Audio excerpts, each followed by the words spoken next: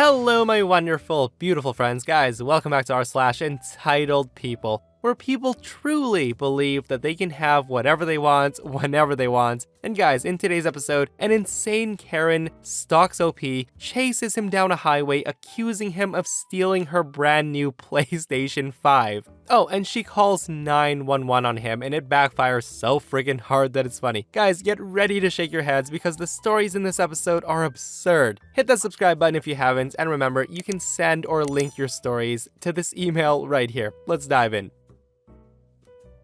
So, me and two other guys share an apartment together, and we all split the bills. The only thing we don't split costs on is groceries. Everyone's in charge of buying their own food, and we don't touch whatever doesn't belong to us in the fridge. We put our names on everything, so no one gets mixed up. So this issue's been going on for almost a year, and I'm sick of it. So one of my roommates, who we'll call Randy, keeps stealing my food. I get home from work, and containers with my leftovers are sometimes missing, and they have my name written on it. I've also noticed things such as beverages I buy finishes too quick. My gallon of milk, for example. I buy almond milk because I like the taste, but it seems to finish after a few days, even though I've only drank it once or twice. Now, I confronted Randy about this lots of times, and that's caused a lot of arguments. He outright denies it, and he tells me that I'm crazy, even though it's so obvious that he's an entitled prick. Now, I say this because my other roommate and I carpool together because we both work the same early morning shifts around the same area, so I know it's not him. It's always after we get back home and Randy's left for work that I notice my food's gone. My roommates also had a similar problem, but not as often as I do. I'm guessing cause Randy doesn't like what he buys. So the funny thing is, Randy buys a lot for himself, and he's even more stingy about his food. He'll literally point out what's his when he comes back from shopping and tells us not to touch it. Last week, my milk was nearly empty again, and I got fed up, so I went to the store and bought regular dairy milk. I drank what was left of my almond milk and refilled the gallon with the one I bought. This was to catch and prove that Randy was the one stealing since he's super lactose intolerant. So the next day, we get back from work and Randy is pissed. The guy's yelling at me that he was stuck in the bathroom for 40 minutes with diarrhea because of my milk, as he was using it to make a shake. I only responded with, "So then you're the one who's been stealing."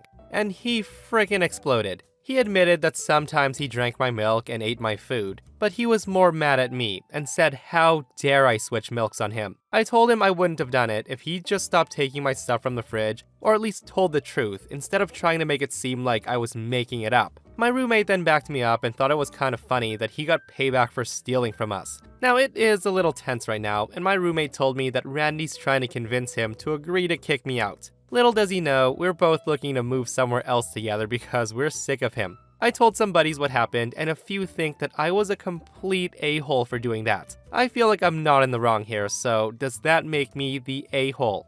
Yeah, absolutely frickin' not the a-hole in that situation. Listen, Randy wouldn't have had to sit on the toilet for 45 minutes if he wasn't outright stealing OP's food. Like, it would be so different if Randy had a severe allergy and OP decided to do something malicious that was life-threatening to him. That wouldn't have been cool. But hey, 45 minutes on the toilet with an upset stomach, I don't think that makes OP the a-hole at all. But guys, let me know what you would do in this situation, or if you've ever had roommates or family members stealing your food and how you dealt with it.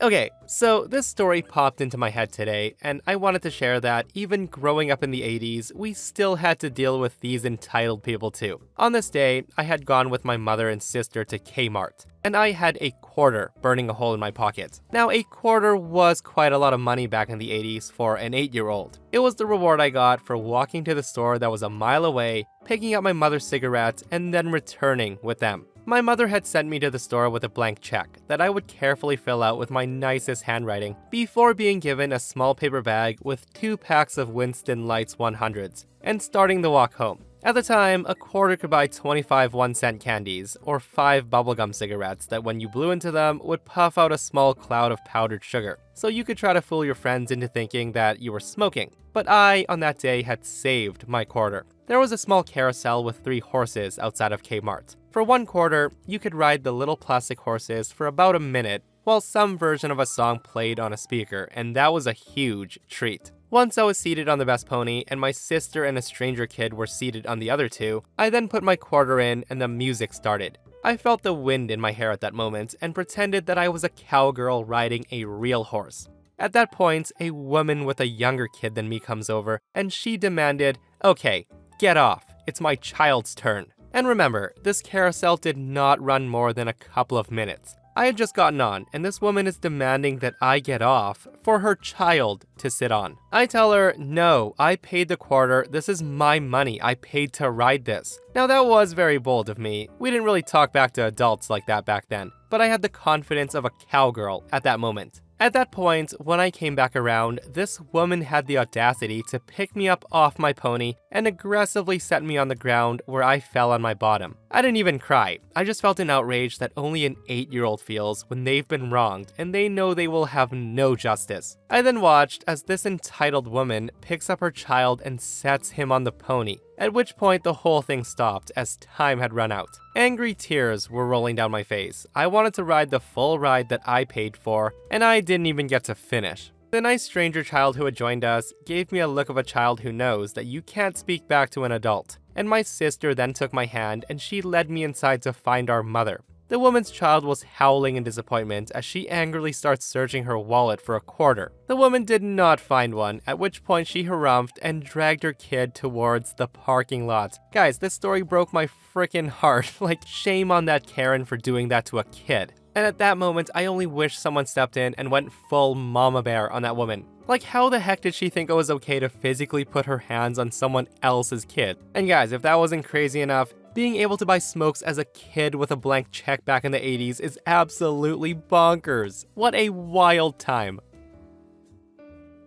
Alright, so I remember this incident because I just spoke to someone I was working with at the time. Roughly 8 years ago, I was working at a college with students with additional needs. Myself and 2 others had a job to support them during the transition from school to college and help them get a qualification of some kind. On Christmas that year, we had a little party for the students and they all brought some food from home.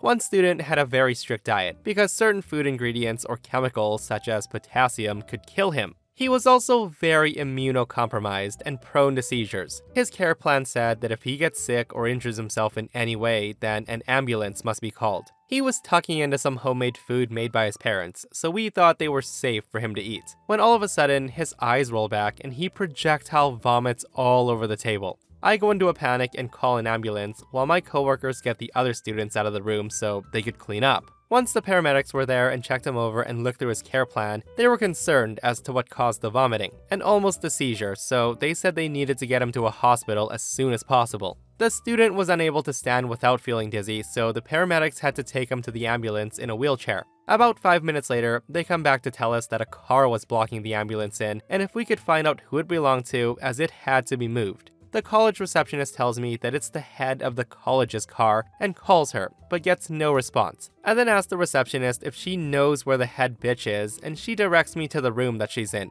So I find the room and knock on the door. I am told to enter, and before I can say another word, she says she's in a meeting and asks if I can wait. I say that it can't wait, and she asks why. So I tell her why, that an ambulance had to come and a student has to be transported to the hospital immediately, and this student might be in danger. The woman then says, "Well, can't you see that I'm in the middle of an important meeting right now? The ambulance can wait." Hearing that, I was dumbfounded. I then explained the situation again, and that all she needs is to go out and move her car. Now just to add here, how much of a freaking idiot do you have to be in the first place to park in front of an ambulance when there's no way for it to get out? The woman looks me dead in the eye and says, "It shouldn't have parked in my spot anyway. That's my parking spot they parked in, so they can wait until I'm finished." She then waves me out of the room. Now it's a good thing I'm not a violent person because I wanted to knock her head off at that moment. I then go back to the paramedics and they were disgusted. I tell them there's nothing I can do. About 15 minutes later, I see the head bitch storming through the reception area with a face like thunder and a paramedic in tow. I guess he gave her a mouthful and she moves her car. Once she's buggered off, the paramedic tells me that he went to speak to her, and as soon as she looked at him, she rolled her eyes, so he gave her quite the response. The woman then comes back in screaming that she's gonna report the paramedic and get him fired for embarrassing her in front of her colleagues. The student was okay and back with us after a few hours. It turns out that he had just eaten too much, too quickly.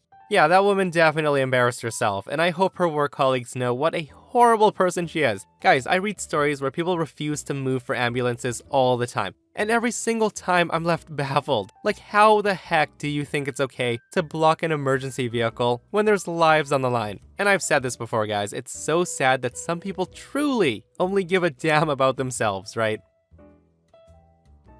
This story happened around a year ago, and I had completely forgotten about it until earlier, when I was playing a game of Warzone with my cousin over the internet, and he brought it back up. On this day, I had gone to the local Bullseye, looking to pick up a few items with my cousin Tom, for a long night of gaming, as neither of us had anything to do that Friday or Saturday night, and the new Call of Duty Vanguard had just released. As I carried my basket with balls, Doritos, and the biggest bag of pizza rolls I've ever seen, I happened to notice a single PlayStation 5 sitting behind the glass in electronics. Walking up to Tom, I asked if he was planning on getting it, and he wasn't interested, as he already has the Xbox. I send Tom to fetch an employee so I can collect my oversized prize, looking forward to those PlayStation exclusives over the coming months. So everything goes swimmingly, and I've bought the PlayStation 5. And no sooner than I grab the bag and pick it up, a woman approaches. We'll name her Susan, as she wasn't good enough at her craft to be dubbed Karen. Susan interjects the closing niceties between myself and the store clerk, with a panicked, "Excuse me," and the three of us turn and the store employee asked if he can help. Susan says no, that will not be needed, as she was looking to talk to me.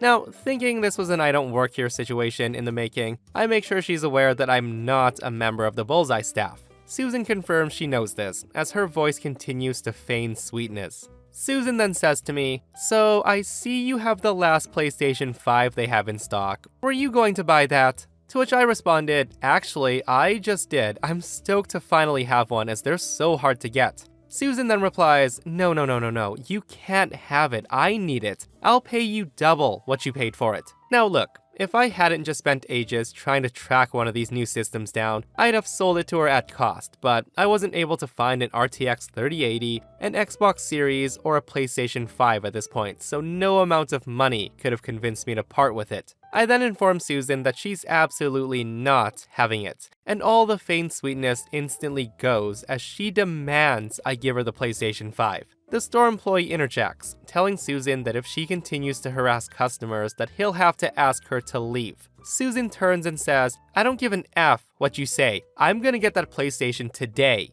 Now I did use this moment to slip Susan and make a break for the exit. I reach my car, and just as we're pulling out of the space, we spot Susan running. Thinking nothing of it, I drop it into drive and putter to the exit. About a mile to a mile and a half after leaving Bullseye, I hear frantic honking from behind and look up. Now, if you guessed it was Susan, you'd be right. I look up and see Susan in her BMW SUV tailgating and swerving all over the highway trying to catch up to me. Other than laughing with Tom, I ignored her entirely. Roughly 10 minutes pass and she's still right there on my ass when I hear sirens and notice the telltale cherries and berries of a state police cruiser directly behind Susan, and I'm thinking, rejoice. However, Susan pulls to the right lane and the officer continues on, and now he's directly on my bumper, being super obnoxious. So I pull over, and yup, he's there for me. Susan had also pulled over behind the officer, though I hadn't noticed. The officer then approaches and treats me like a possible DUI, and explained that they had received a call about my vehicle swerving all over the road and driving at erratic speeds. After a couple of back and forths, he was convinced that everything was fine, and he started to tell me to have a nice day when Susan out of nowhere gets out of her car and she screams, "Officer, you have to arrest this man. He stole my PlayStation 5. I then explained to the officer that I had bought this PlayStation 5 at Bullseye, and what had happened with Susan. Now, the officer was extremely confused, but he could see the PlayStation sitting on the back seat within my car. He then asked if I could prove it was mine, and that I did in fact pay for it, to which Susan said, "Absolutely not. He knows I bought it, and he grabbed it from me in the parking lot. Thank goodness you're here, officer." So having worked retail many years ago, I know that my card number would be on the receipt, so I opened with, "Well, I also have the receipt, if that helps." Which Susan, the dim-witted bird she was, immediately jumped on, saying that I had stolen that out of her hands too. This is where I proudly exclaimed to the officer that I know all the receipts show the last 4 digits of the card used to purchase things, as well as the first initial and the last name of the card holder. Susan then continued to state, "Yeah, and my name is on it too. It was at that point I pull out my driver's license, bank card, and the receipts and handed them to the officer. Everything matched. The officer then hands them back thanking me and immediately turns to Susan, who's now screaming,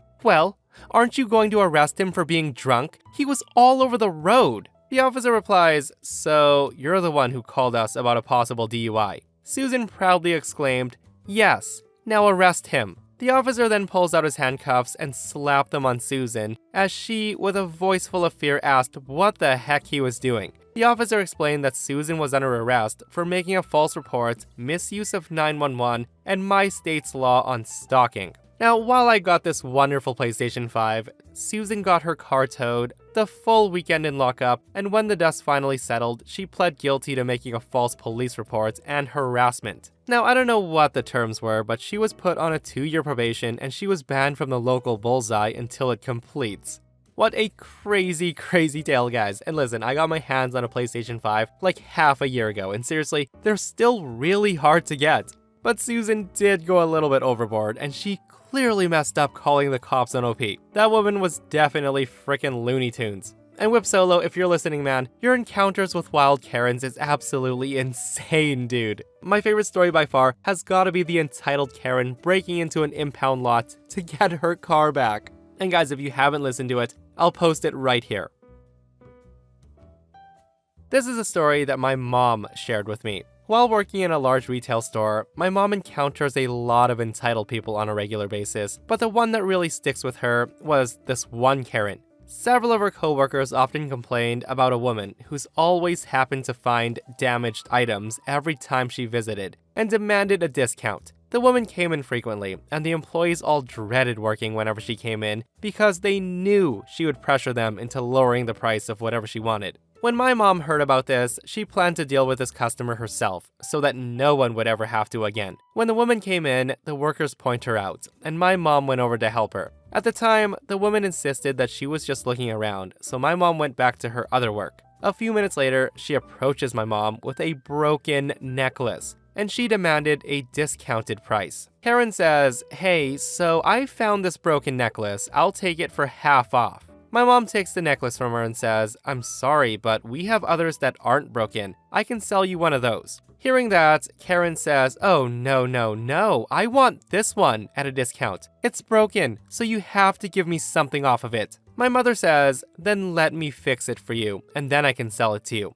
Karen says, "Oh, no, you need to give me this one at a discount." My mom tells her, "I'm sorry, but I won't be able to do that today. Would you like to look around for something else?" The woman walks away in a huff, and 5 minutes later, she approaches the counter with a sweater, and she's pulling apart the seams as hard as she can, stating that there's a hole and demanded another discount. My mom knows that this is the last sweater of its kind, and she says, "Looking at this closely, you can see that there's nothing wrong with it." Karen, then pulling apart the seams even harder, says, "No, it has a hole. You have to give me a discount." My mom says, "I'm sorry, but there's nothing wrong with this sweater. I can't discount it." Karen then says, "I can't wear it when there's a hole in the armpit. Just give me your employee discount." Now, the following is my mom's very thought-out response, and my mom loudly says, "Absolutely not." And everyone in the store went dead still. Karen was surprised and a little embarrassed, and she said, "Oh, now, don't stress about it."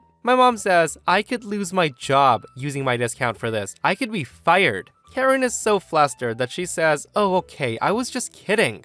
My mom then asked her, "Do you want the sweater at the regular price or not?" And Karen buys it at the regular price. The woman never asked my mom for a discount ever again. Having your boundaries set in stone is the best way to prevent entitled people from running over your life. I love my mom.